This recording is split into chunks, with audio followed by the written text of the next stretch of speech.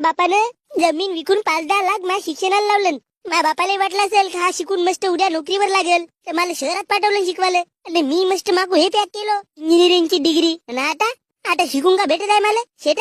अबे तर लेडबाई कंपन्यात जाऊन इंटरव्ह्यू दे ना. कशी नाही नोकरी लागत तुला? हो ते का लवडा कंपनीवाले 10,000 महिन्यानं मला काम करायला लावतील. आणि ते 10,000 कुठे करायला लागतील का?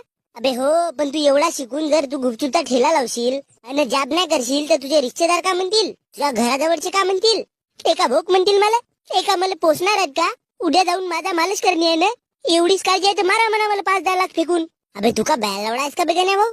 मी काय का बैल लवडा बे? तो डाली चायवाला माहित आहे ना. जास्त नाही शिकला तरी बिल गेट्स त्याला भेटावा लागला. आणि आता तो मस्त पैसे कमवते, मस्त लॅम्बोर्गिनी रोल्स रॉयल्स मध्ये फिरते तो. मग तो चायचा ठेला लावून तेवढी प्रगती करू शकते, तर मग मी गुपचूपचा ठेला लावून खाऊन नाही? तू भोकात कोटीत जाऊन मर गण्या भाऊ, मला नको सांगू. लवडा तुझी गोष्ट माझ्या गुबीची आरपार जाते.